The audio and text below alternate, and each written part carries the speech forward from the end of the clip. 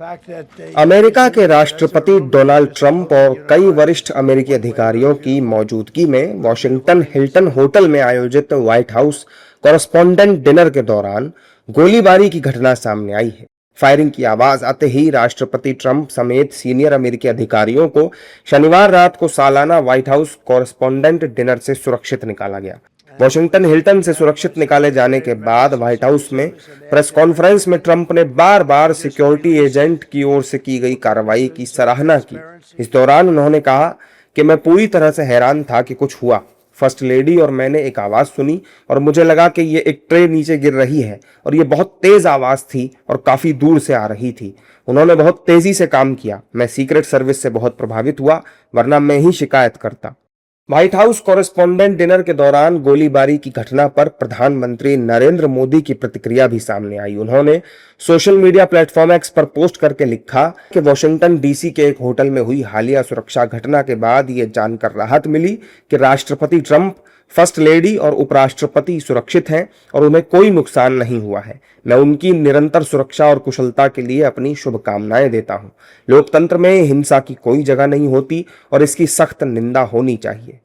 राष्ट्रपति ट्रंप पर हमले के बाद इजराइल के प्रधानमंत्री बेंजामिन नेतन्याहू ने भी खेद जताया। उन्होंने कहा कि मैं वॉशिंगटन डीसी में कल रात राष्ट्रपति डोनाल्ड ट्रंप पर हुए हत्या के प्रयास से स्तब्ध हूं। हमें राहत है कि राष्ट्रपति और प्रथम महिला सुरक्षित और स्वस्थ हैं। हम घायल पुलिस अधिकारी के जल्द और पूर्ण स्वस्थ होने की कामना करते हैं और अमेरिकी सीक्रेट सर्विस के त्वरित और निर्णायक कार्रवाई के लिए उन्हें सलाम करते हैं। ट्रंप पर हुई फायरिंग को लेकर एक्सपर्ट्स ने भी दुख जताया है। साथ ही ट्रंप की प्रशंसा करते हुए यह भी कहा है कि राष्ट्रपति ट्रंप ने स्थिति को बेहतर तरीके से कंट्रोल किया है। आरोपी को पकड़ लिया गया है और अब उससे पूछताछ की जाएगी।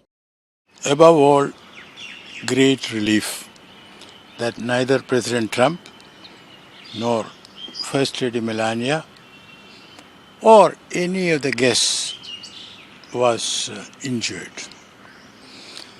A security agent has been injured and the culprit has been apprehended. As you know, his name is Cole Thomas Allen, Allen, 31 years old, from California.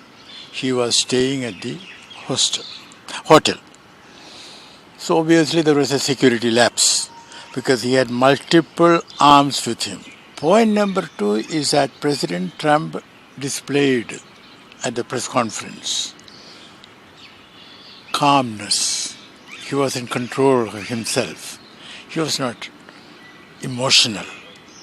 This was a very, very serious incident, a huge lapse of security, though the FBI and the former directors of the FBI are not accepting that there was any major lapse. They said this gentleman is a student of Southern University of California, which has got a very high acceptance rate. It's one of the leading universities of America. His professors have been spoken to. The professor says he's a very sharp student. He was an engineering student working with Caltech, and he's also an eminent football player.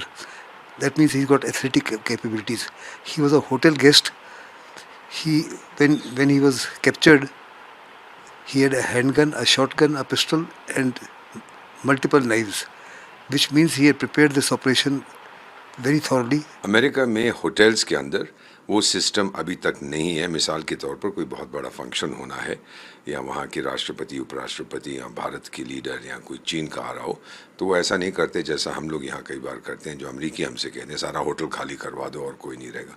वहाँ पे citizens rights इतने तगड़े हैं कि वो कोई नहीं जाएगा छोड़ के। हाँ, वो इतना ज़रूर करते हैं कि पूरा मेटल डिटेक्टर्स वगैरह लगा देते हैं। अब ये व्यक्ति जिसको पकड़ा गया है, जो मुझे बताया गया है, ये एक C3 एजुकेशन ग्रुप है जो कैलिफोर्निया में स्थित है। इस व्यक्ति ने फिर अंदर जाने की कोशिश करी और मेटल डिटेक्टर्स के थ्रू, जो मुझे बताया गया, ये भागा। जब वो पी आवाज़ आई तो ये भागा और उसी वक्त अमेरिका के सीक्रेट सर्विस जो होते हैं, जो राष्ट्रपति की प्रोटेक्शन करते हैं, एक होती है यूनिफॉर्म डिवीज़न, एक होती है सीक्रेट सर्विस। FBI की प्रोटेक्शन नहीं होती, FBI इन्वेस्टिगेशन करता है।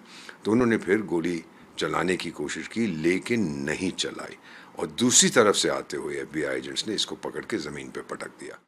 आपको बता दें कि घटना के बाद सुरक्षा एजेंसियों ने तुरंत कार्रवाई करते हुए संदिग्ध को पकड़ लिया। मिली जानकारी के मुताबिक हमलावर के पास हथियार मौजूद थे और वो अकेले ही इस घटना को अंजाम देने की कोशिश कर रहा था। फिलहाल इस पूरे मामले की जांच जारी है और सुरक्षा एजेंसियां ये पता लगाने में जुटी हैं कि आखिर इस हमले के पीछे क्या मकसद था।